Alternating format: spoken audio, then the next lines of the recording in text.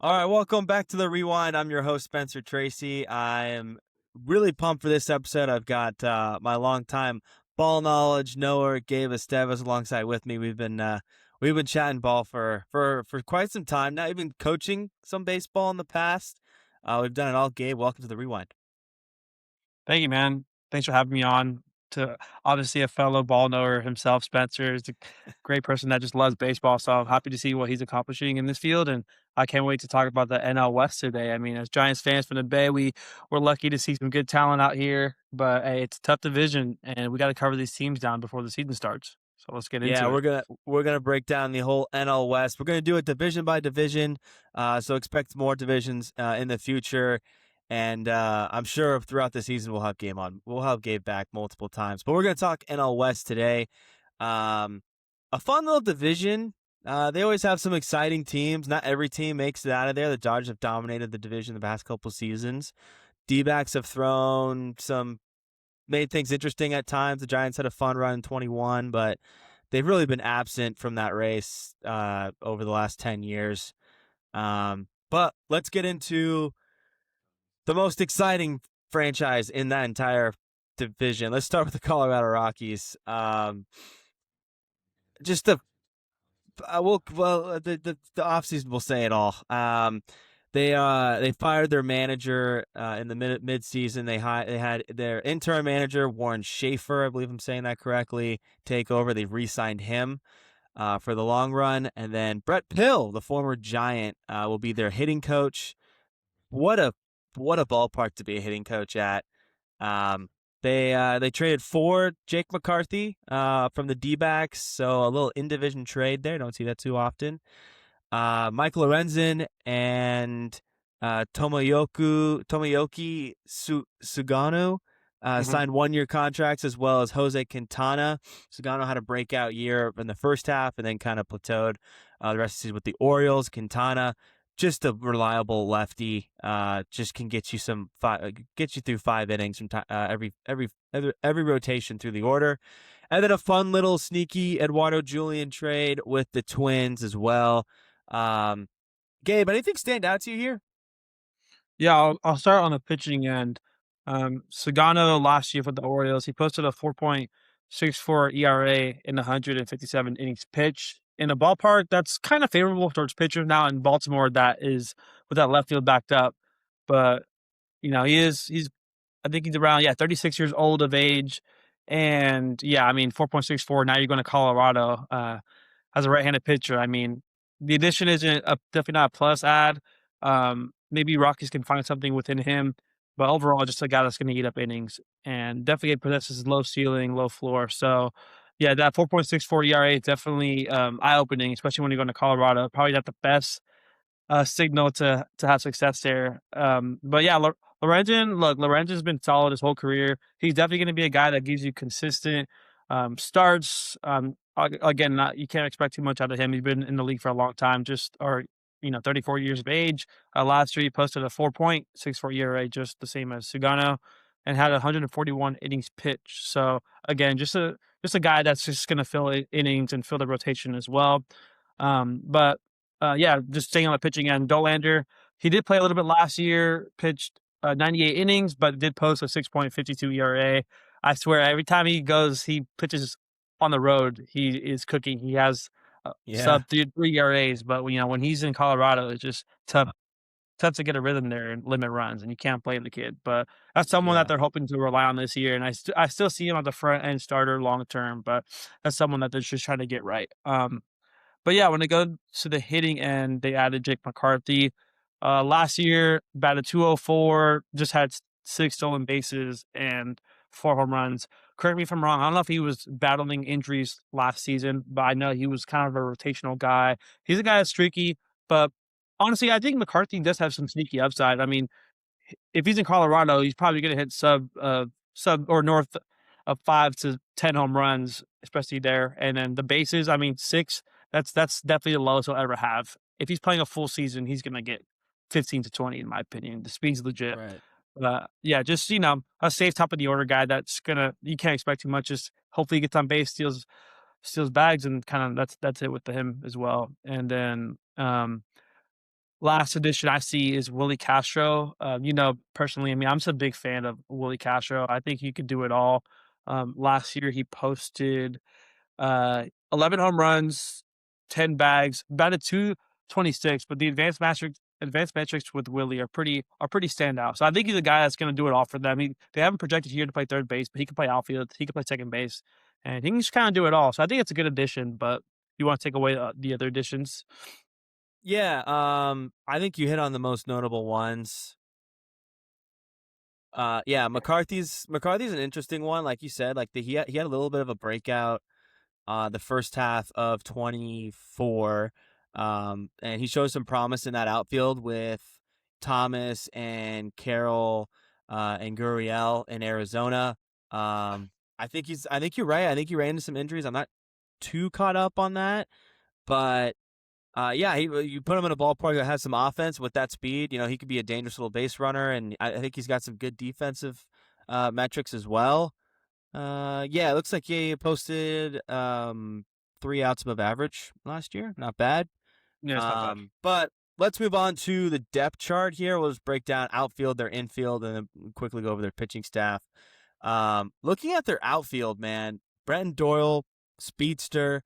You got Jordan Beck and Wright, who registered 83 percentile in sprint speed, and then Jake McCarthy, as we were just talking about, 99 percentile in sprint speed. Guys fly. Zach Veen gives you a little bit more of that pop. But youngster, so obviously very athletic with that build too, with 45 pounds of muscle. I don't know how that, I don't know how that happens over an off season, but um, it seems like they're just buying into just covering ground. And that's their defensive tactic for helping their pitchers out in that kind of ballpark when that ball's flying all over the place. Brenton Doyle is one guy that I'm still keeping an eye on. Really downer of a year last year, but man, his 2024 was so much fun to watch. So I'm just not ready to give up on this guy. Okay. Um, yeah, his 2024, 260 with 23 bombs. He swiped 30 bags. Strikeout rate was 25%. Like it was pretty average. And then this past season, just a total fall off. Stole just half as many bases, only 15 bombs, and he hit 233. So just a little bit of fall off. The WRC plus was way off as well. I think he was also dealing with some injuries. But he's just a guy that I'm keeping my eye on. Yeah, yeah, I think you went into the depth well. A player that we did miss with the ads was Edouard Julien. Just want to cover him real quick. Personally, Yeah, Julian is definitely a guy like, he's not gonna be a lefty killer, but, like, against right-handed pitching, he could definitely do damage. Yeah, again, I'm not sure about the injury history from last year. I think he was up and down with the Twins, if I'm not mistaken, but just hit 220, had a 3.24 slug. And, yeah, safe addition. Definitely not a bad one, but definitely a platoon guy at the very best. But, yeah, going into their depth, I mean, look, I think if most major league teams would want Hunter Goodman and Ezekiel Tovar right now on their teams. yeah, Hunter Goodman's coming off a season where he hit 31 home runs, something to not yeah, ignore, and he batted 278 as well. And then Mickey Moniak, I mean, interesting guy, former number 1 pick, been bounced around a little bit, but he posted 24 home runs last year and batted 270 with a .518 slug. So, I mean, from the Rockies, I'm not too mad at that, at those guys kind of being the middle of the lineup guys as well. But the depth's pretty minimal. I see on their bench, you got guys like Tyler Freeman, Ryan Ritter, and those are guys that are probably going to post like 240 averages. Or yeah, they have Tyler Freeman at 18 bags with 2 home runs, batting 281. So again, depth's yeah, not too deep, but it's also tough to have really great depth in baseball as well. But I think an interesting player that can play for them and plug in is the top prospect, Charlie Condon, who's absolutely raking right now in spring training. I believe he's batting 500 through 10 at bats. Obviously, not a huge sample size, but he's someone that started off his career pretty slow um, last year, but towards the last second half of the minor leagues, he was really doing damage. So I think he's someone you just gotta let him play. I mean, let him get used to MLB pitching. Let him, see what his strengths are, what his weaknesses are. But I think he's someone that definitely has upside. I think, you look at early August last year, you're like, okay, this guy might not be it, but I think he figured it out. It's really finding his swing that he had back at Georgia. So personally, I'm a fan of him. I think they should let him play and see what they got with him. So Yeah, when you grade out with 70 raw power on your scouting grade, you're going to get taken third overall by a team who has the most live offensive ballpark across the entire league. Condon's definitely a guy who will be exciting to jump on the scene. Um, yeah, you noted he potentially coming up this year, maybe. I know he's been dealing with some injuries, so I'm not totally sure what his ETA is. He's only 22, so uh, you could, you could wait, another year if you didn't want to force it. But um, yeah, Condon absolute stud. To wrap up the infield, another guy who stands out to me is Tovar. I don't know if he's going to be this superstar, super, everyday franchise core guy. He definitely could be.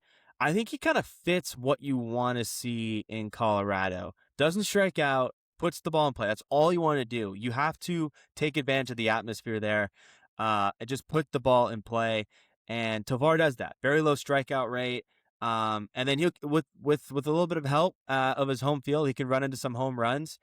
He's projected to hit 21 this year, but also just elite defender at a very important defensive position of shortstop. You look at any contending team, you need a good, stable defensive shortstop, and Tovar can provide that for you. He's not going to give you too much pop, right? He did run into 26 home runs in 2024, but uh, puts the ball in play and plays good defense. His big thing is, you know, can he stand out enough to where they can see him long term? They've already locked him up on a 7-year contract. They went with the Atlanta Braves route with that. But Tovar is an interesting guy to think about. I want to see, have we seen him at his best, or is there more in the tank, or is he going to fall off of it? I don't know. So that's one thing I'm looking forward to this season is Tovar. Yeah, same, same. Um, Should we get let's move into pitching? You got any more from the offensive side? no, yeah, nothing else for the offensive side. Okay. Okay. All right, let's go into this absolute stud of a rotation that we've got. You've hinted at Quintana and Lorenzen, who have been who've been fun ads. I touched on Sagano already. The rest, from what I'm looking at, Senzatella, I don't know how he's on a roster. With all due respect, um, Kyle Freeland, just not someone you want on the top of your rotation. And then Chase Dolander's a fun prospect. He's a former top first round pick for them, and just a guy, high velocity guy out of Tennessee. Kind of supposed to be the dream ace here. I'm not sure if he's that guy. What are your thoughts on Dolander?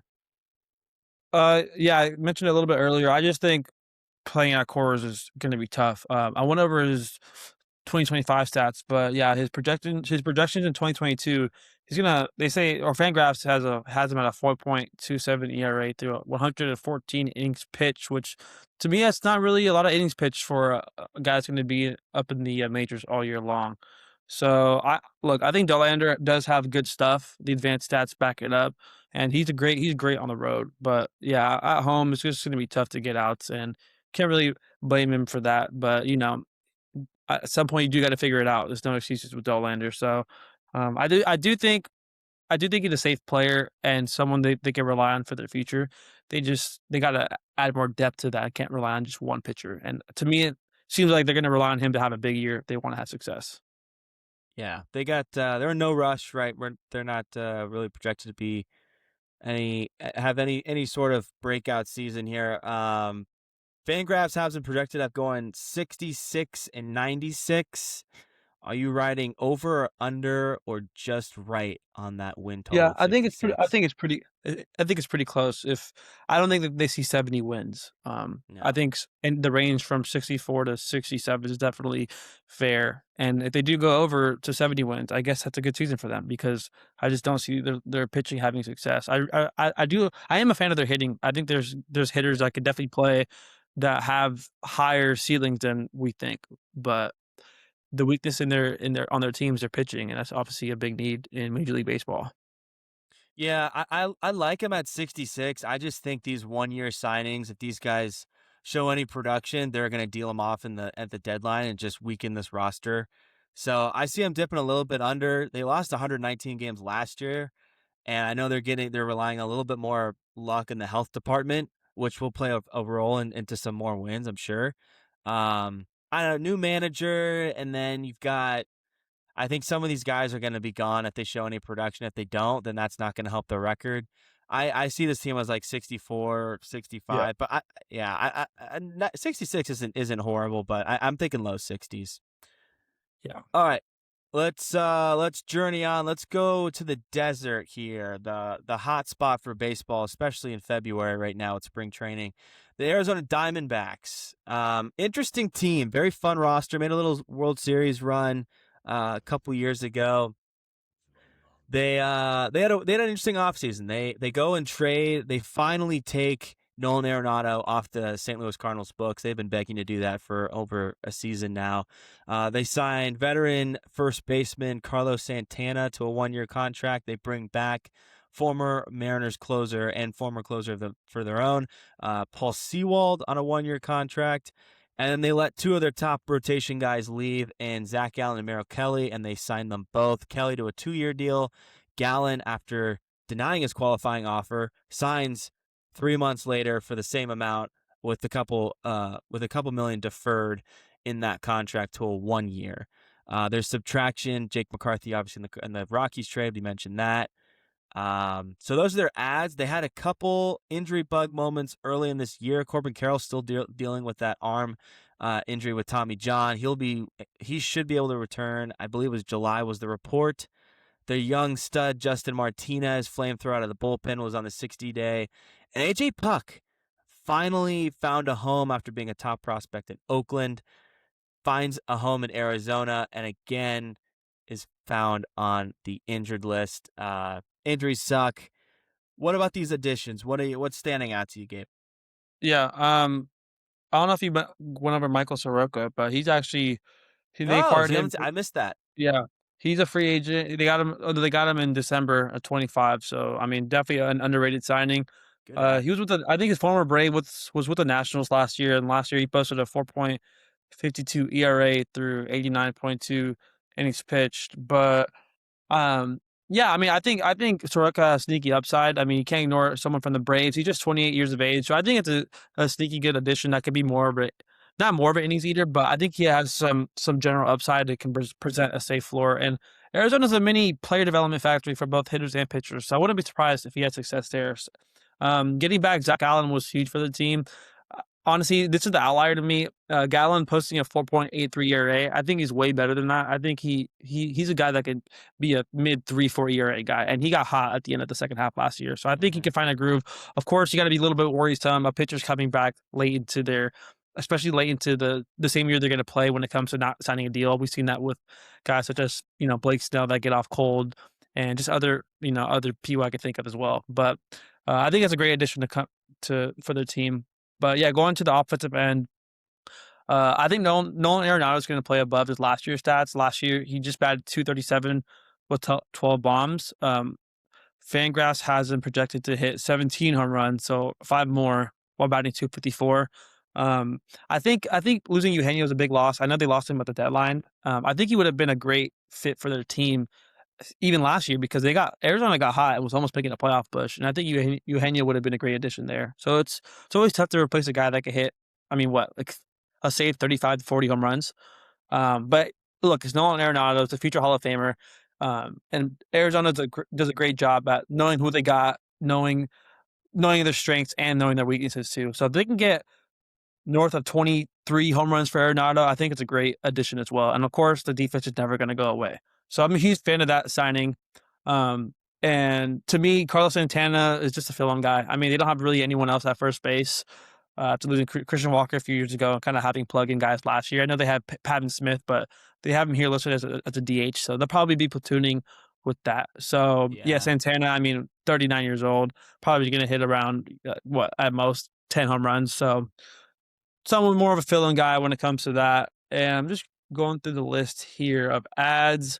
I see they signed Jonathan Loziga in January as well. He's actually a sneaky guy. I believe he was on the Hmm. Yankees. Yeah, a Yeah, little flamethrower too. Yankee. Yeah, like he was on the Yankees. They haven't projected it to have a 3.61 ERA, but let me just Okay, my thing froze. You can go ahead and take Lasaiga if you have any. Yeah, yeah. Going into your Arenado, I thought that was a weird trade. I thought like if you want that corner infield power, maybe they're worried about the defensive side because as you mentioned, even though Arenado had a down year, one of his worst years of his career last year, 83 outs above average, like you'll take that at 34 years old with that contract. You'll definitely take that. Mhm. Um, but I don't know, maybe they're worried about that because Arenado is definitely not going to smoke 40 bombs for you like Suarez can. And he's proven to do that at your ballpark too. So that's great to know. Um, I don't know. The offensive numbers just continue they just look like they're just continuing to drop. You're gonna Yeah, get 150 games out of him. I mean, maybe last year was kind of dealing with the trade stuff, but he's playing about around 140 to 150 games each year consistently. So you're gonna get innings from him. He's gonna play. You're gonna get the defense. He's not gonna K for you. The home runs are gonna drop. If he can reach 20, I'll think you can call that a win for sure. I think they're just trying to mix things up. I guess they didn't want to pay the price for Suarez, although the Reds got a pretty sweet deal for him if that's what Suarez was going for. Um, but yeah, Arenado, we'll see how it pans out. I'm very glad they did not trade Marte. The Giants were in the market for a second baseman, but they're not going to trade in division. So if I were them, I yeah, would probably hold on to Marte. So a best second baseman in the league. Well, why would you give that up yeah, on a great contract? So glad that he's with the team. Perdomo, one of the most underrated shortstops in the entire league. Honestly, he caught me off guard over the last 2 years, what he's been able to put up. So this infield looks pretty good, and I think my big X factor for this offense is Gabriel Moreno. mhm, Is acquired in a trade a couple years ago for Dalton Varsho, who moved to center field in Toronto. Um, I love this guy's one of the better defenders. Very great pop time. Can really help defend the base paths for your pitching staff. Moderate the run game. He's pretty much averaging like a 2.5 WAR each year, and I think there's just more left in the tank offensively. there is. Uh, he hasn't touched double digits in home runs. He dealt with an injury last year, so he kind of came on the scene late. Only played 83 games. Only played 97 games in 24. Once he can get kind of hit under his feet a little bit more and get a little bit more consistent playing time, I think he's gonna fly off the page, man. Looking at his first year with Arizona, only the 7 bombs, but a 284 average. He's slugging 408, 102 WRC plus. Like he's young, the defense is there. That's what you want in your catcher. And he's not a total hole in your lineup. I think that's a huge plus. There's room for him to grow. That's a big X factor for me. Yeah. I'll go to my X factor if Yeah. I'll go on that path. I like Jordan Lawler. I know he hasn't had much MLB success. He's been a top prospect since I believe 2022 and some part of 2023. Not sure if he's still eligible to be a prospect. That's why he's not on that list. But yeah, anyhow, just last year about 182. He's just been up and down, injury prone player. When he comes up, doesn't have much success. But I still think you can't ignore a guy who's just 23 years of age. I think he can come in and if he has the confidence to play every day and get his at bats, I think he's someone that could really be a standout for the team. Um, and no offense to Jake McCarthy, but those aren't the biggest shoes to fill. Like they have room. The D-backs have room for Lawler to kind of be a mainstay in their lineup. And just like Condon, I said earlier, you just gotta let these young guys play. I'm a big believer in that, especially if they have upside. And I do believe Lawler does possess upside, and he's athletic enough to track him down in center field, and that's what Fangraphs has him listed as. So I think there is upside with Lawler, and he could be a sneaky player for the D backs. But yeah, all in all, with the D backs, I think they made some questionable decisions over the past few years. I mean, look, when you have Perdomo, Marte, and Carroll, you're not going to complain. But the rest of the lineup is kind of subpar and really not, really not strong. A lot of strong depth in their lineup as well. And the pitching is also subpar in my opinion as well. So Brandon Pfaadt's being decent. I mean, last year posted a 5.25 ERA, but he does get hot and is a high K guy. Ryan Nelson has been on and off, but I mean, he's pretty good. Last year he posted a 3.39 ERA, and Eduardo Rodriguez is interesting. He's like serviceable, but he posted a 5.2 ERA as well. I'm out on Erod. I think he's done. I Yeah, think his right. days Like were more Where was he? He blew up in what, Detroit, I Boston, think, or something. Detroit, and No, Boston. oh, Detroit and Boston. That's right. Yeah, Yeah, Boston. That's right. Um, yeah, I'm with you. I mean, Merrill Kelly's good arm. I think he's just a really good 2 or 3 on a team. I'm not sure he's an ace guy. Maybe I'm just on a Merrill Kelly hate train. I don't know. Gallen used to be the ace. I don't know if he's that guy anymore. I think he's more of a 3, a really solid 3.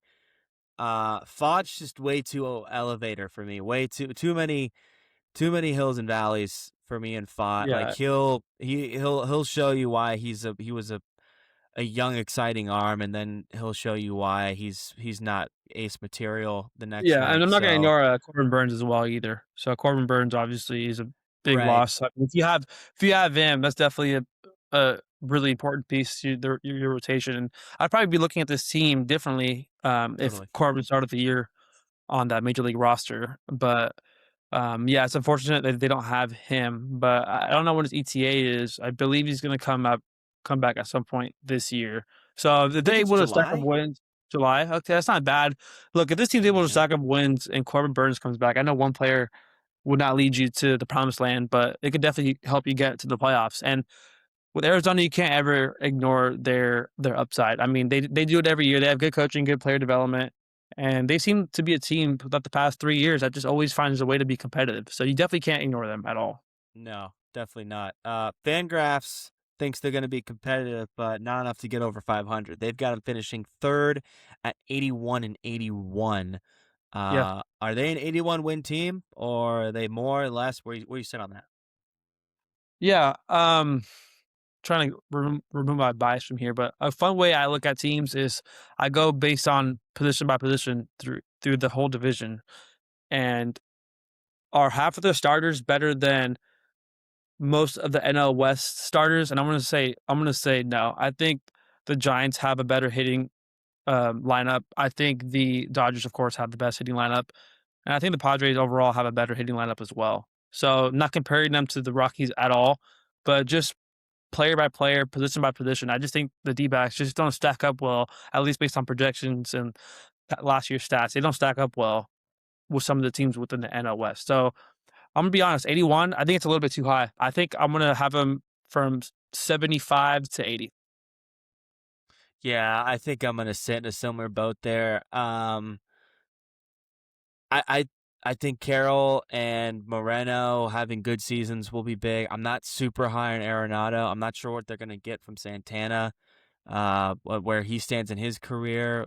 There's just too many question marks, and there's just not enough pitching to really back that.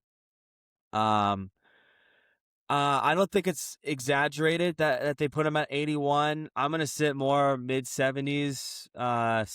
Yeah. The Corbin Carroll hand bone thing really scares me too. The Mhm. hand injuries on bats, it's like hamstrings for wide receivers. It's not fun to overcome when I mean your hands are so reliant, and the grip on your bat is so reliant on that. So um, he could totally ball out with his talent, and anything below what his standard is still great. I just think from where what his X factor and where he stands is too important. Yeah. All right, so we both have the under on the D-backs and the Rockies by a couple games. Let's take a quick break and let's dig into the Padres. All right, welcome back. We're going to go to Slam Diego, as they say it down there, a ballpark I am eager to visit. The San Diego Padres and their wildly aggressive front office led by AJ Preller, their head of baseball operations, who just signed a 3-year extension after trading their top prospect for a closer. All right, their new skipper, the new head of the to head the team is Craig Stammen, former veteran reliever. They had a lot of they were pretty active. Nothing crazy. They signed Michael King to a 3-year contract. They went and grabbed Miguel Andujar, a former A, on a 1 year. They had Nick Castellanos kind of falling to the lap there last second after being released by the Phillies. They just hopped on, brought him in within, I believe, like 48 hours or something crazy. Griffin Canning showed some success in New York. They brought him to bolster up their rotation, as well as Walker Buehler, who may have a bullpen role. He's also on a 1-year deal. Herman Marquez, the former Rocky, didn't work out there, maybe in San Diego. Again, a candidate probably to go move to the bullpen. I think that's everything I got. Did I miss anything there, Gabe? They added a player from the KBO named Sung Mung Oh, Sung. yes. Yeah. Yes. Yeah, you're right. Yep. Think he, yeah, 29 years of age. I don't want to give out false information. I'm not really too familiar with him, but Yeah. he's a lefty bat and seems to be like a fill-in guy for them for now. Yeah, I agree. Any standouts here? Yeah, honestly, I'm a huge fan of Nick Castellanos, and I'm not saying that based on just his old statistics of what he used to provide for teams, but I think he's a good culture guy for this team. San Diego kind of likes those rowdy, loud players, and honestly, Nick Castellanos is a good fit, and I still think he could be productive. I mean, you can't ignore someone that just hit 17 home runs a year ago. He's just 34 years of age, and Nick Castellanos is someone that you don't need him to really play defense, especially with the DH system now. So if they have him at DH and they use him well strategically, he could be a pretty good upside guy for them. I mean, coming off a 17 home run year, I think he could get 20 with San Diego. San Diego's a hitter's ballpark as well, and I think they could light a fire under him as well with that, with their staff, with the players. So I think Castellanos is actually a really good fit, and I think teams are going to be sleeping on that. I wish they got him for free. So Yeah, 100%. The one that stands out to me really is Michael King. I really like Michael King. Very whippy stuff. A converted uh former former like high-end reliever in New York that he came over in the Juan Soto deal a few years ago. I really loved what they did. I was worried about his innings count, which has come into play a little bit, but I think he's just his delivery uh like starting from like the back of a right-handed hitter and then coming across uh very fits very well with his whippy, with his late movement on his sinker, and then a nice little swerve to pair with it, or a slider. uh but I think he's been a great addition, and his absence would have been totally felt, especially for a team who just lost Dylan Cease, who was a big loss for them. But yeah, 29 starts last year, and yeah, 25% K rate. Pretty great arm. I really like him. I was hoping the Giants would hop on him, but probably a yeah, little bit too pricey for what they were going for. Let's move into I have one the more guy. outfield. Yeah, one more. Shoot. Yeah. Um, Sorry, as I'm going through this list, it's kind of easy to miss like guys they signed and that are currently hurt. But a really Mm, sneaky ad is Griffin Canning. He was really yeah. good with the Mets last year. He posted a 3.77 ERA, had a 4.0 FIP, which is pretty high, but produced a 50% ground ball rate. There's 76 innings pitched. Based on Baseball Savant and other um, sites that show advanced metrics, he's a dog. He's gonna get outs. He's gonna pitch at a high level. So yeah, I think you get him in the mix with that rotation. It could be pretty sneaky. I think again, San Diego develops well. They're speaking on Preller. If I were the GM, I can't blame him because I'd probably be on the same way. I kind of want to win now, compete with the best of the best, especially with having the Dodgers in your division. So I can't hate on that trade too much. I don't mean to sidetrack, but I think Griffin Canning is definitely actually a sneaky addition. I think he's projected to come back probably mid season of this year. But hey, if you're the Padres, they're going to be competing, and if this guy can make an impact, you just never know what you can get out of players with upside like Canning. So I think it's actually a pretty good addition as well. Yeah, I'm a fan. I have a Mets buddy at Michael Casman. He's been on the show a couple times. He's a big Griffin Canning guy as well. Moving over to the outfield. This is a good outfield, man. Yeah, Roman Laureano acquired at the deadline last year. He had a breakout year. I'm not sure if he's going to be the same as he was. Jackson Merrill, complete opposite side, kind of battled some injuries coming into the year in 25. Never really came and resurfaced to his rookie year self, which he would have had in the bag if it wasn't for Paul Skeens. And then Fernando Tatis Jr. what a switch up to move him from short to right field. Winning the Platinum Glove out there in right field, and then just doing Tatis things, leading that outfield.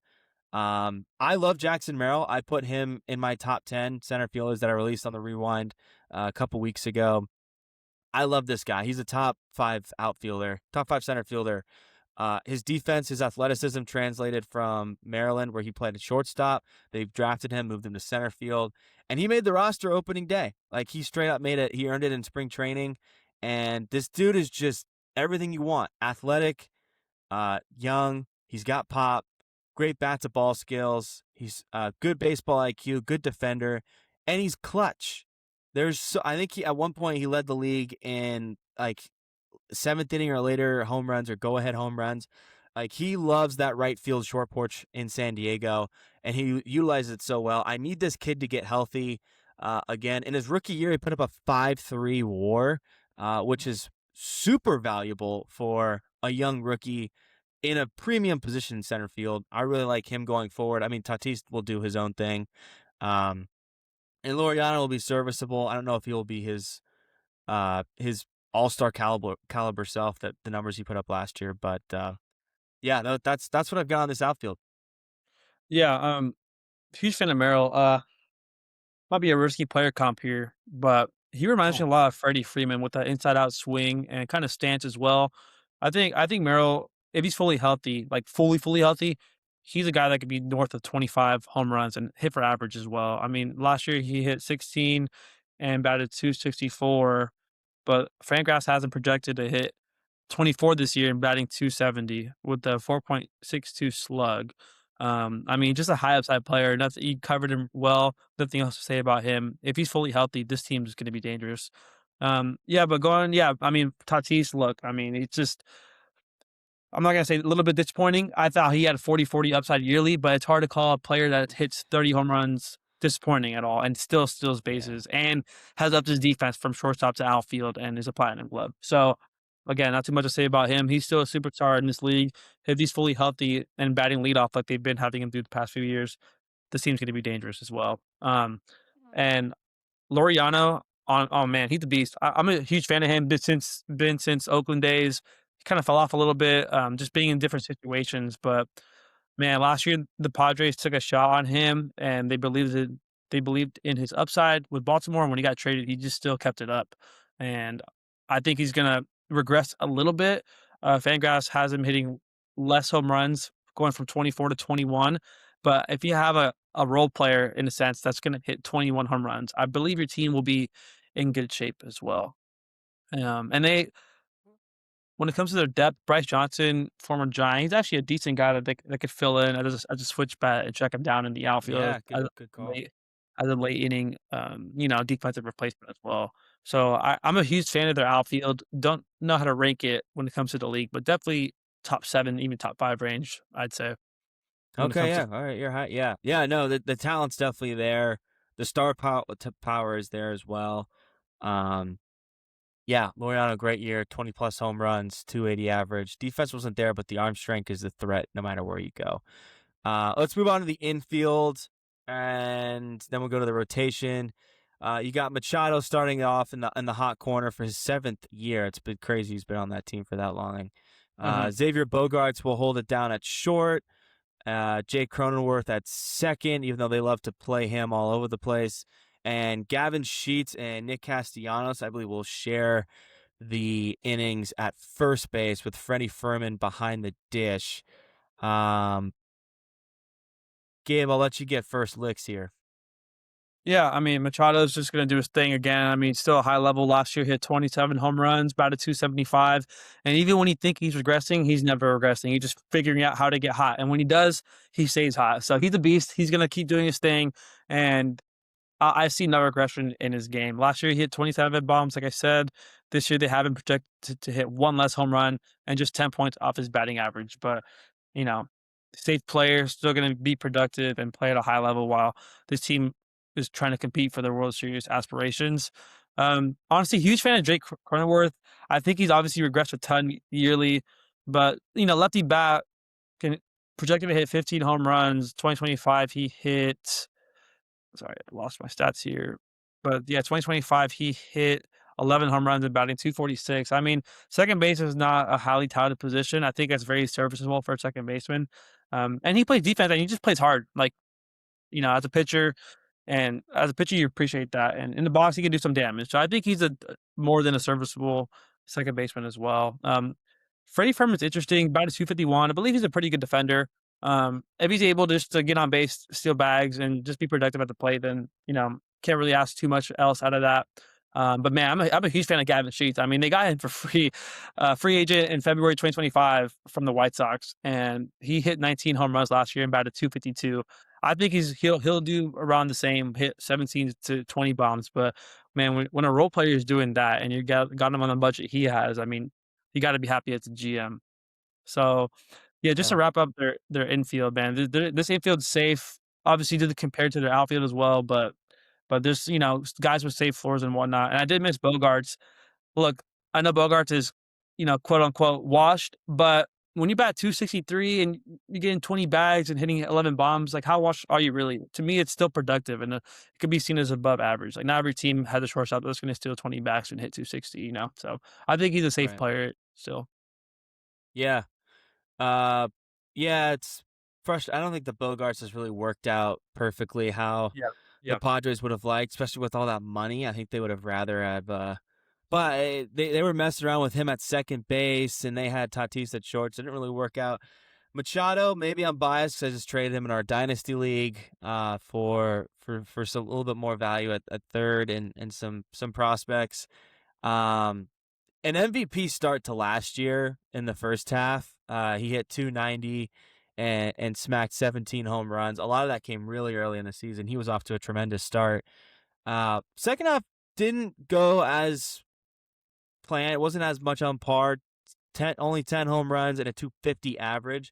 But like you said, he's one of the most consistent guys throughout his entire career. I think he's already up there in Padres all-time records because of his consistency and his ability to do it. The one thing that I'm monitoring is ever since his 2022 season, he had 32 home runs, and his home run total has ticked down by like increments of two each season. His average is still up in the 270s consistently, back-to-back years at 275, and he'll flash the letter from time to time. Looks like a 3-win player, so still a great value there, but a little nervous. I think he's trending down a bit, but like the name says for itself, this production says for itself. Still a phenomenal player. Let's scurry over to the rotation. Nick Pivetta headlines it with Michael King to follow, Joe Musgrove.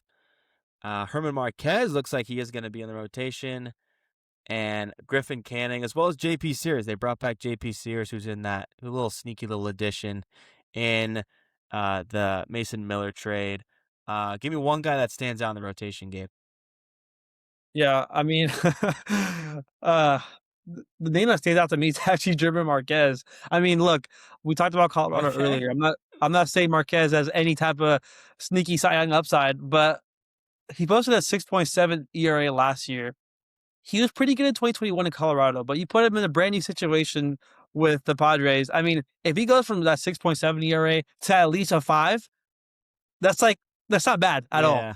So, not saying he's gonna be anything crazy, but I think Marquez could be pretty serviceable and eat up innings. And honestly, that's what this team needs. I mean, yeah, when you got Michael King, Pivetta who had a breakout year, and hopefully Musgrove can come back to shape, but he is, 33 years old. So I don't know. I feel like he's a good 4 to 5 guy, low risk, high reward. So that's Marquez stands out to me the most. Yeah, it looks like they got Griffin Canning outside looking in on the rotation. I like what you said about him. I like him making a mark in this rotation. I think he'd be pretty valuable with what he can provide too.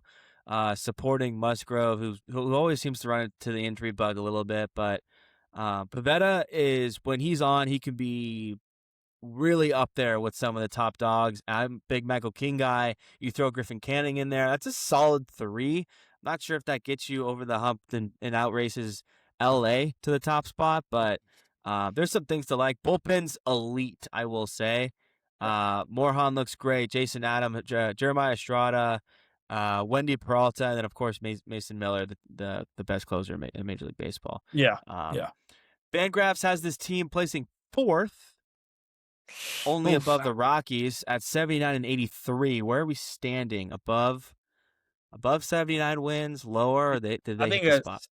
it's look, I always predict the Padres to win the World Series every time they're in the playoffs. But one thing that's a lock is I think for them to make the playoffs. That's not even a bold statement. I think 79 wins is too low, especially when you add a guy like Nick Castellanos. Not like, again, like I said earlier, not talking about his past like peak success. I just think he can provide upside right now, still, in my opinion.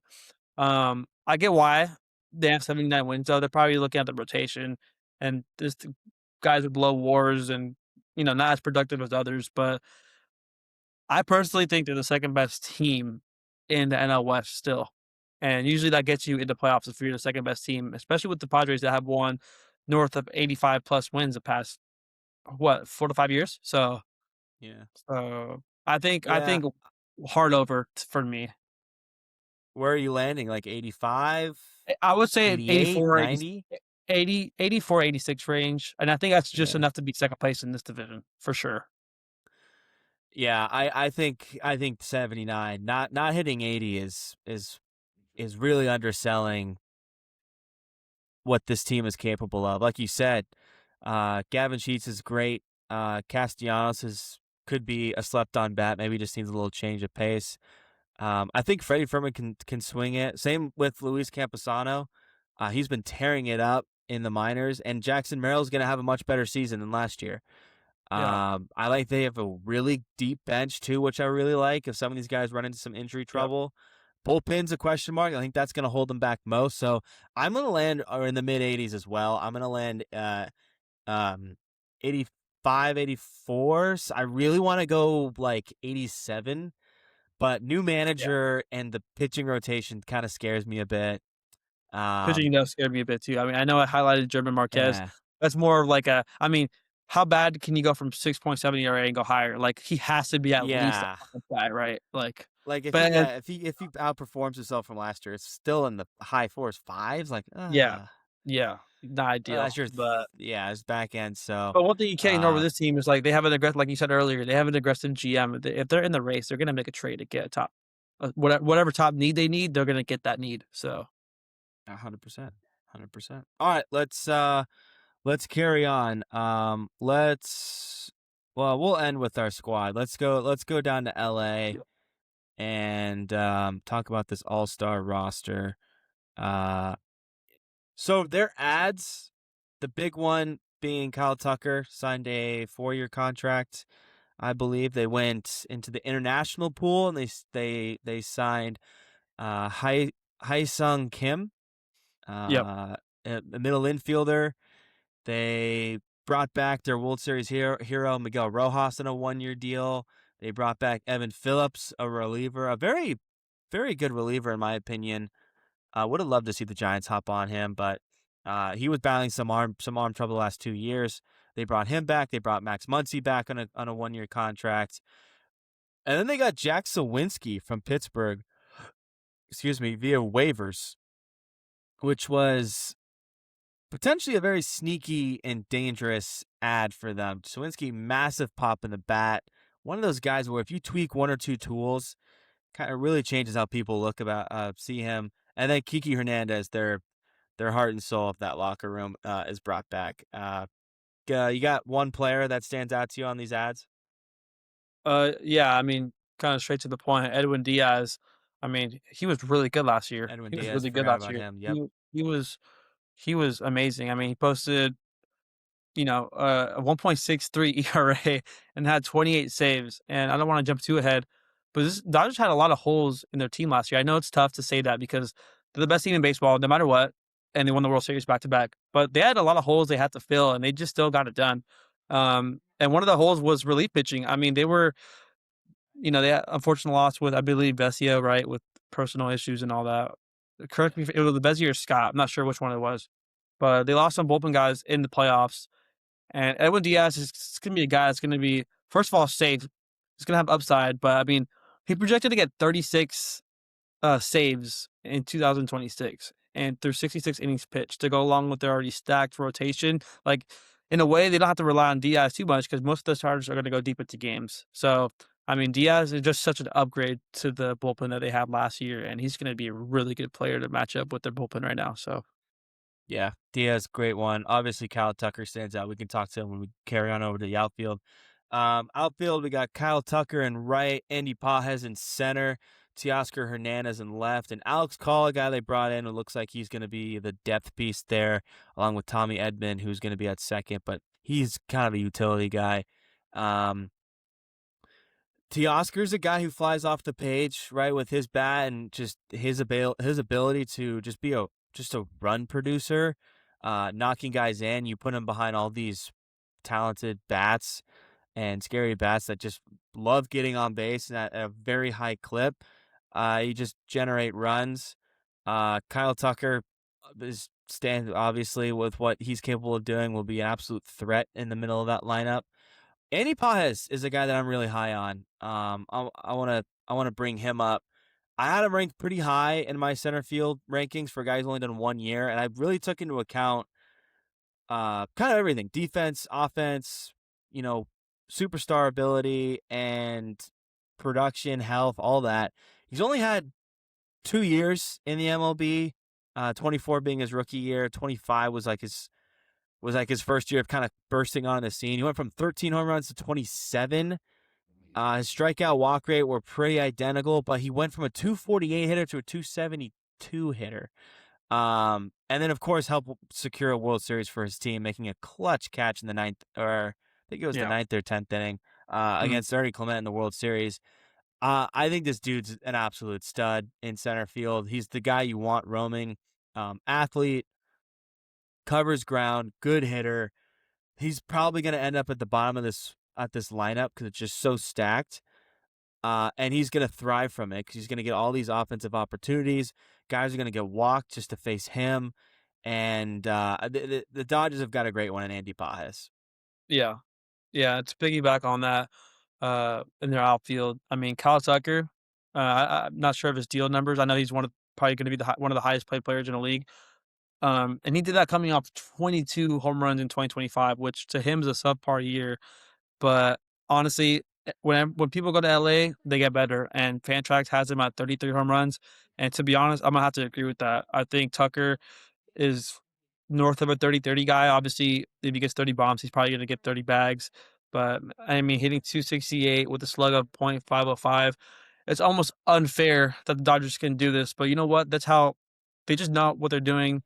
They pay high. They just, they're the best team in baseball for a reason. But Kyle Tucker is, I mean, no secret, just a great addition. I think he's going to be a bigger impact than most people think. I think people are being a little bit recency biased based on his last year's efforts, but I think end of the day, he's just trying to get his money and go to a good team. I think that's what happens. So people that go to LA get better, and Tucker's going to be one of those guys that's just going to up his game even more.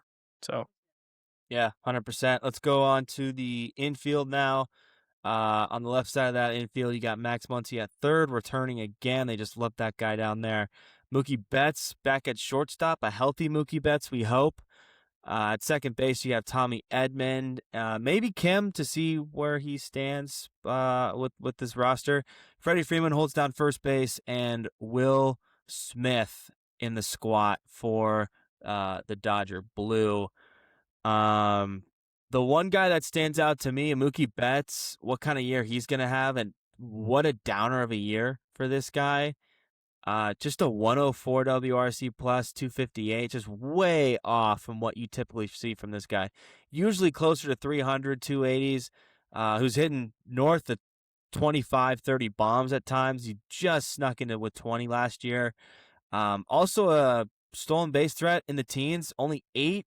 Clearly dealing with some injury. He lost about, I want to say it was like 80 pounds or something due to an illness. It was a lot of weight right before the season. So he had to gain all of his strength back kind of as the season was starting. And that was a really tough hill from the climb. And I don't know what the Dodgers are doing. They're moving him at second. They're putting him back in right field. Now they want him back at short with Miguel Rojas.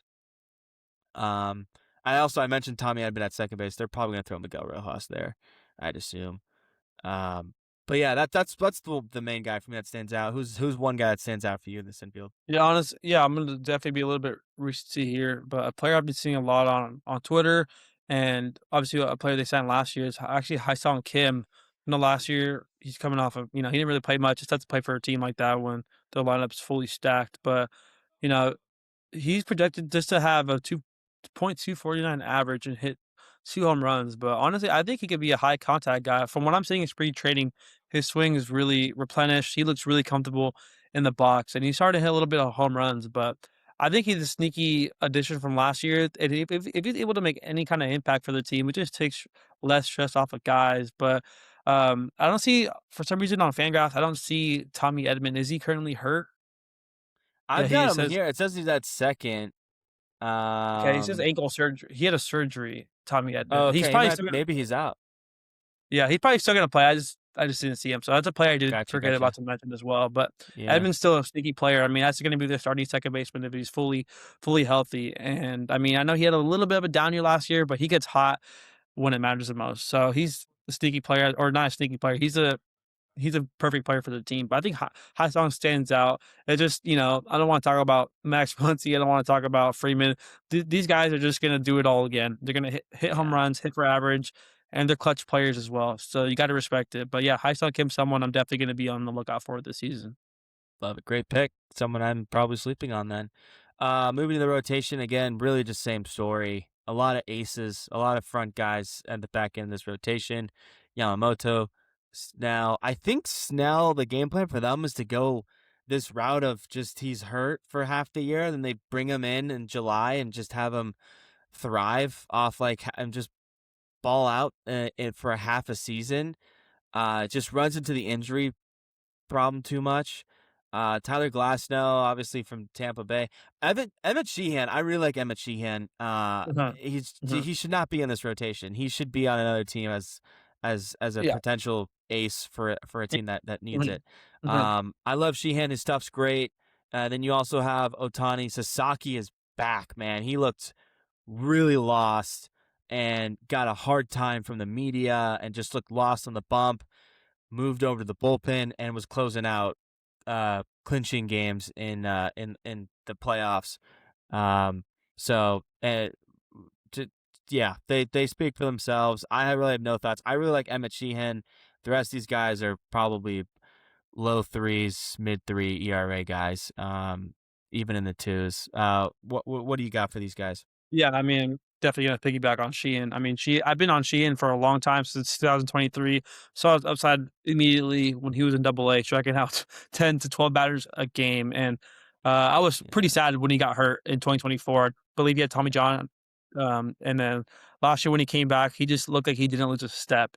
And I know he didn't have the best playoff run, but in the regular season, he shined, and I think he's going to shine again in the regular season this year. Fangraphs has it projected to have a 3.96 ERA and tally 143 innings, which is the second most behind Yamamoto. So the Dodgers are going to be relying on Sheehan a lot, and Mm.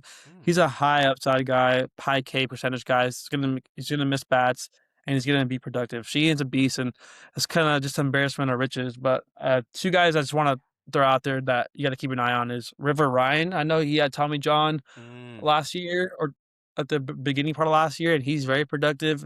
And Gavin Stone. I mean, Gavin Stone was absolutely frying hitters when he was playing. So if they get, they're getting two arms that they could potentially trade or use in a bullpen. I mean, this is the deepest rotation and maybe the best starting pitching staff that we might ever see. I don't think it's a hot take to say at all either. Like this, it's just No. an embarrassment of riches out at its best, and you got to respect it. But yeah, Sheehan's definitely my favorite pitcher on the Dodgers and someone that they're going to rely on to have a big year for success.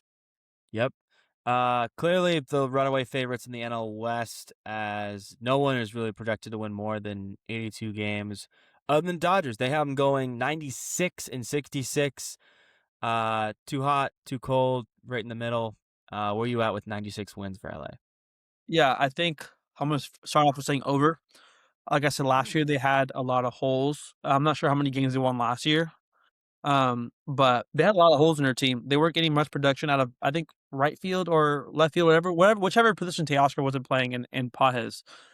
They had low production there, and they just filled that with a guy that's gonna triple that WAR. Or Yeah. maybe times 5 it, like, we don't you know what I mean? Yeah. And, and they just upgraded their bullpen, which was a big question mark last season, and they have guys from the starting rotation coming back, and they can pretty much run a seven-man rotation if they really felt like it. So 96 wins, I think they're gonna hit it hard, they're gonna make a statement this year, they're gonna try to go for that three-peat, and I think they're gonna make that statement in the regular season and try to have that nice image of 100 plus wins and then going to win on 3 straight. So I think I'm gonna give them 100 wins this season. Love it. I'm gonna kind of go right in the middle. If I were to give you an exact number, I'd say like 95. They won 93 games last year. Okay, I just yeah. think these Dodger teams, as well as they always turn out winning back-to-back championships, they always run into just a week of hell where kind of they play some bad ball, or they're dealing with some slumps or some injuries, and they Yeah, get smacked. Like there was a time when they came to San Francisco and they were on a 9-game losing streak, losing some weird series to the Brewers, who are a good team, and there's some other weird teams like the Marlins came into LA and swept them. So they always seem to go on these little runs where you kind of question where this team's at. So I guess I'm betting on that. They always turn out yeah, fine, but I kinda like where they're at 96. I'm gonna go, like, 95 just because 'cause I'm a hater. yeah, But this that's is fine. this is a this is a mid to high 90s, team, Yeah, so I'll just say just right. yeah. Alright, let's take a quick break, and then let's finish off with San Francisco Giants. Alright, welcome back. We're gonna talk San Francisco Giants as, Bay Area guys and guys who are just constantly sending each other Twitter post of Wisdom Hunt hitting new high velocities and all that fun stuff. This is gonna be a fun one to end on. Their ads, Tony Vitello, the new head skipper, and a ton of other coaching changes. They signed Jason Foley to a 1-year contract who just landed on the 60-day IL. Adrian Hauser and Tyler Mahle. Hauser got a 2-year contract. Mahle just 1. Those guys will be making up the back end of the rotation, maybe making their way up throughout the season. Harrison Bader, the center fielder, landed a 2-year. Michael Fulmer, a little minor league contract for 1 year. He's been balling out in spring training too. I think he's got a couple shutout innings under his belt. Will Brennan was added to the roster last minute. He looks like a good depth outfielder potentially for the team. And then Luis Ariz, the 3-time batting title champion, will be stuck at second base for this team on a 1-year contract.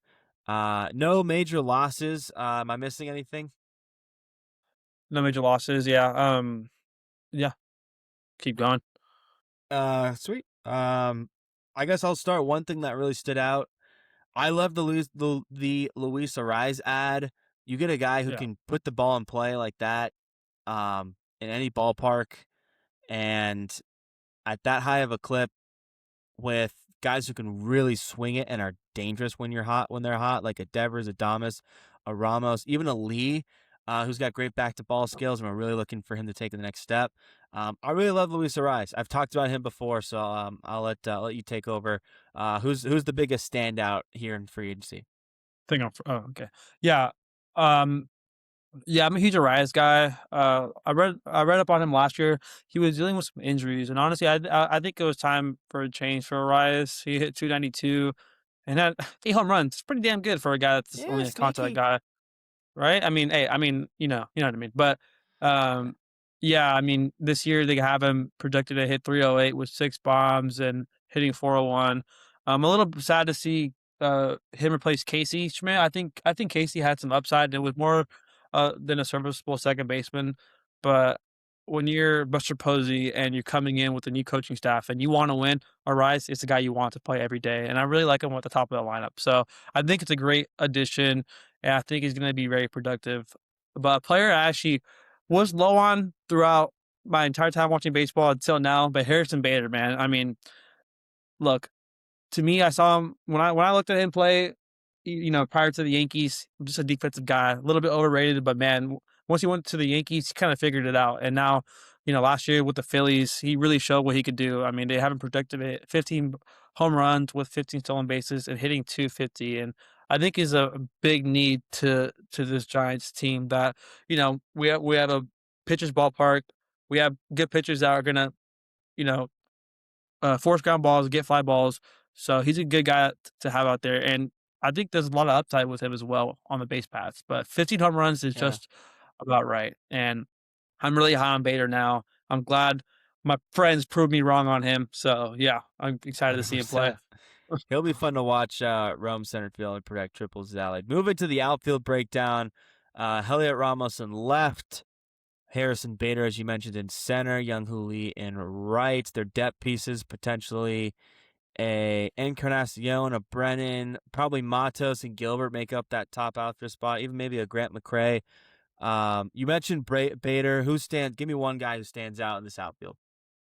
My boy Jung Ho Lee. I'm seeing Giants Twitter. No, Yeah. there's a lot of negative talk I've seen around Jung Ho Lee, and I'm not dealing with it. I know he's 27, and yes, he had a streaky year, but if you look at it overall, I believe he had a high WRC plus. Let me just pull it up real quick. He had 107, which for a down year for a guy still trying to get used to major league pitching isn't bad. And guys like Hassan Kim didn't break out to until like year 3, and this is year 3 for Jung Ho Lee. I think going to right field is not a big deal at all. Jung Ho had his moments in center field. He's a great outfielder, moral of the story. And I know we had a great outfielder in Yaz who made crazy plays, and I think Jung Ho could do the same. But what I'm seeing, he actually has a pretty strong arm, and that fits well in the Giants ballpark. So Jung Ho is just gonna be just fine in right field and be productive. But on the hitting end, man, if he could just, I mean, if he's hitting 270 to 280, you're not going to complain. The home runs, No.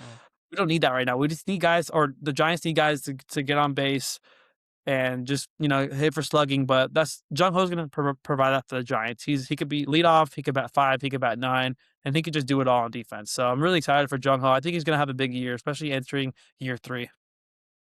Yeah, I'm really hoping that I've been calling his breakout ever since he came here, so I'm really hoping Yeah, this is the year. year 3 Moving to breakout the always. move, yeah. I think the transition to right field will be fine. You have the athleticism of a center fielder, even though he was okay in center defensively. The arm is going to translate for sure. So looking forward to that. The infield, left side, Matt Chapman and Willie Adames, Mr. Smiles. On the right side, you got Luis Rise, the defensive question mark, and Rafael Devers potentially switching duties with Bryce Eldridge if he gets the call for opening day, and then Patrick Bailey in the squat for the orange and black. Which guy is standing out the most here on this infield?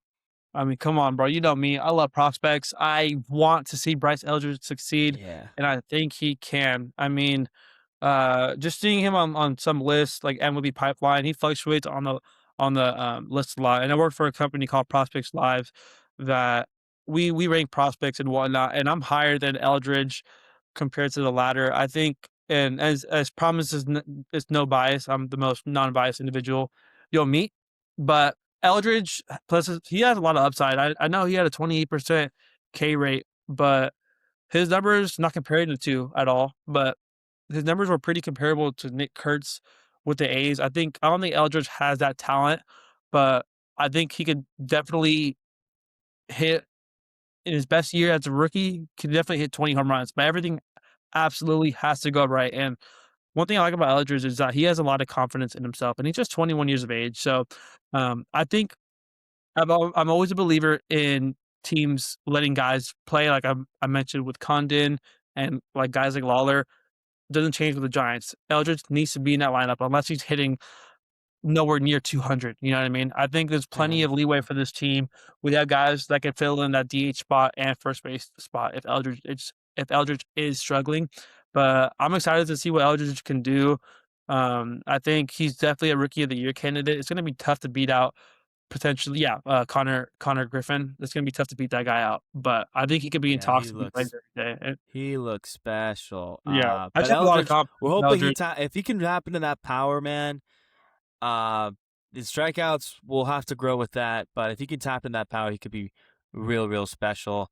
I'm hoping for a more consistent year from Willie Adames and Patrick Bailey. Please, just hit around like 220 for me, and we'll all think of you very differently. Just don't be a hole in the lineup like you were last year. That's all. That's all we're asking for. Moving over to the rotation, one of the bigger questions of the offseason, we both had eyes on Framber Valdez in like man, September for this team. Obviously didn't come about. They landed on Tyler Molly and Adrian Hauser, who are positioned above Landon Roop, which is interesting. But you got Logan Webb and Robbie Way make the top. Molly, Hauser, and then Landon Roop had an awesome season last year before running into elbow troubles. Birdsong, Wizenhunt, Tidwell, and Wynn will be competing for the filler roles, maybe even moving over to the bullpen. Um, who stands out to you here in this rotation? Who's one guy? Yeah, Hauser stands out a little bit. I know he's coming from the Brewers and had a pretty decent 2025. I think he's a good pitcher to be fourth in your rotation or fifth in your rotation, and we have him at fourth, and he's a good depth piece for sure. But I think Weisenhunt's a good guy to keep an eye on. I know he upticked his velocity to 96 miles an hour.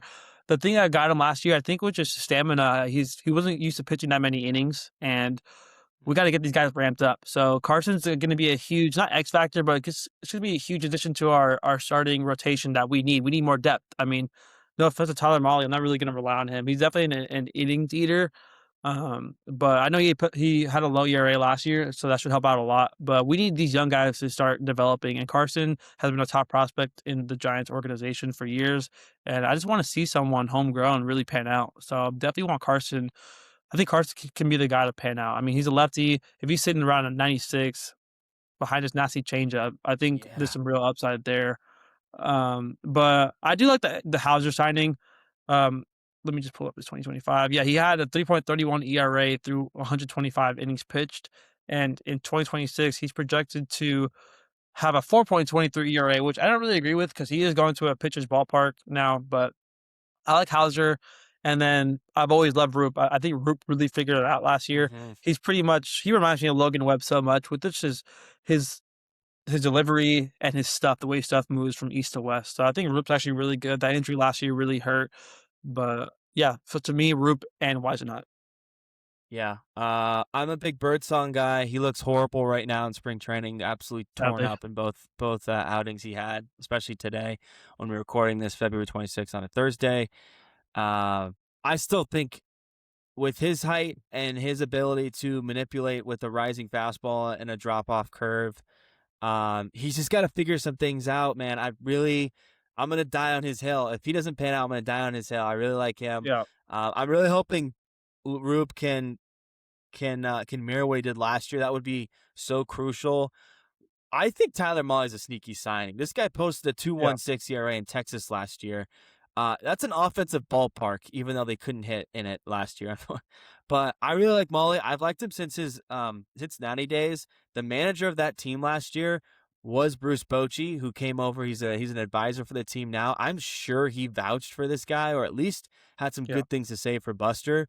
And to get him on that deal, just a 1 year kind of prove it deal. The injury thing sucks, but that's what we have Tidwell, Wizenhunt, and Birdsong for. They do no good just throwing innings in AAA for us. They've got to get some time on the bump in San Francisco. So I'm not saying it's good that he gets hurt. That's obviously a horrible thing. But if he just gets thrown in the end for 10 days, just as like a just to give him a break, give the young guys some time. I do like Mally a lot. And I think he's gonna be fun in that ballpark. Let's go over to projections. Fangraphs has us finishing second with an 82-80 record. Where do we sit? Phew, I mean, it's tough. It's 82 is pretty good. I feel like it's pretty close. I think I'm gonna say over, and I'm gonna say 84. I think that's where I had before this podcast in my mind. Just I think 84 is a good ceiling. I think 82. Not saying it's high, but it's definitely not our floor. We could definitely finish below that. I do agree with second place. So, like I said earlier, when I look at teams and divisions, I look at position by position. Where do teams stack up? And if you go through our lineup, I think we stack up well against a lot of guys. And we have a lot of guys with low projections that could definitely up that. For example, like Eldridge, and even Jung Ho Lee, like even Chapman. And then Devers can always just step up his game times two. He's a superstar. And these guys, Mm-hmm. I think, player for player, band for band, they do have a better roster than most teams. The big question mark is this going to be the pitching. I like the points you made about Tyler. I'm definitely going to look into it more because I know initially I was kind of low on him right now, but you're right. With Bochy being an advisor and probably vouching for this guy, it's actually a sneaky addition as well. I think a big part of the Giants' success this year is going to start with Vitello. I know we pretty much have a brand new coaching staff. We have Washington as an infield guy. We have the guy from the Twins. I can't think of his name, but as a bench coach. But man, I think we hired a really good staff. I know we got the pitching coach or a pitching person from the Rays that's going to be our pitching development guy, and I think, underlying things going back to Birdsong is they could be working on new things they haven't done before with this new staff, you know what I mean? And Yeah. Vitello is definitely a pitching guy. There's obviously they got new pitching coaches, so they could just be working through things a ton. But when you look at the top of the rotation, you got Webb and Ray. They're just still two guys that are going to be, top 10 pitchers in the NL. So I'm really excited for the hitting. I think the hitting has a ton of upside. The pitching is decent. Filled with guys with not high level names, but I think they can have high level stuff, and I'm excited to see what they can do. But yeah, the bullpen is definitely the weakest part of this team. Losing Randy last year was Mhm. unfortunate, That's but brutal. we signed Foley. Foley's actually a decent guy from Detroit. He in He's doing well in Dynasty. spring training, man. He's got like two Yeah. shutout outings right now. He's looking No, good. he's definitely not someone to ignore at all. Like, he's a slightly above a filling guy. It says we got Gregory Santos, right pitcher. Okay, no, I'm thinking of someone else. But, a Mhm. sneaky addition is actually JT, Brubaker. I actually don't mind him at all. I mean, he's a starter. Really?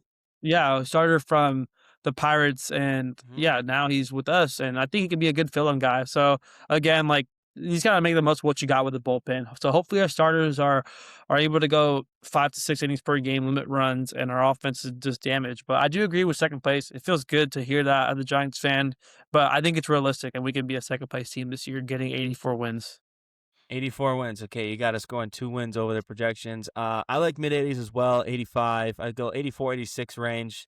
I don't see us going any more higher than 86 just because of that, as Okay. you mentioned, that mystery of the bullpen and what these young guys and Hauser and Molly are going to contribute. Plus, is Ray gonna mirror what he did last year? I mean, he was throwing us up some really interesting numbers last year, along with Roop, who's recovering from a shoulder injury. A lot of question marks. I think this offense is really talented, and we're gonna get a full year of Devers. Adamas is gonna settle in. You get a defensive upgrade in center.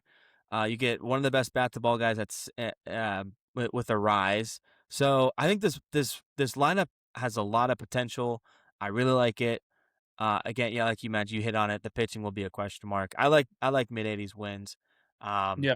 and yeah, that's gonna do it, man. We got through all 5 teams. Our final looks like our final NL West predictions is the Dodgers heading it. The Padres and the Giants looks like they're gonna be head to head. Arizona third, and then Colorado in the fifth spot, or the Arizona fourth and Colorado in For the fifth spot. Dude, I Gabe, think, yeah. Sorry, go ahead. yeah, yeah. Any final thoughts? Yeah, first of all, thanks for having me on this pod. It's my first podcast, Sure. so hopefully it was All good. right, But all we went through right. teams pretty well. I thought we dove deep into their rosters as best as we can. I know, there's so many baseball players on each team, so anyone could pop up and be a rising star. But the one that surprised me the most was the Padres. I mean, 79 wins. I don't agree with that at all. I mean, I'm not trying Yeah, to I be thought that recency was so biased. low as well. That was Yeah, crazy.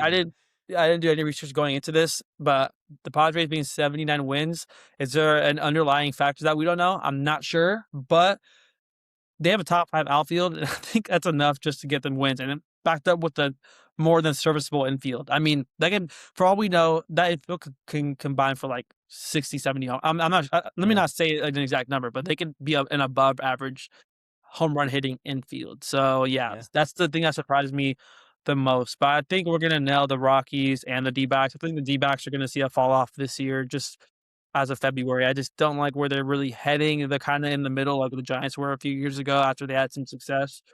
But I think I'm gonna be high on the Dodgers this year. I know it's easy to say that, but based on the projections, I think they could really get north of 100 wins, 100%. I think they fixed Take a over the lot of league. needs that they had. Yeah, I think they had a lot of fixes. I mean, they had a lot of holes last year, in my opinion, for how good they were, and now they fixed all those holes times two. So they're going to be scary and go for a lot of record-breaking records next year. Yeah, yeah, absolutely. It'll be a fun division to monitor, with the upside of some teams and some interesting young players as well. Gabe, really appreciate you having on. We'll definitely talk some ball again on here throughout the season. If you guys are into prospects, Gabe works for Prospect Prep. Is that correct? Did I get that right? Prospects Live. Prospects Live. Prospects Live. Follow him on Twitter. He puts some awesome content out as well. He's writing. He's covering it all at Gabe Prep Scout. Capital G, capital P, capital S. That'll also be in the description of the episode. Dude, Gabe, loved having you on. Really appreciate it, man.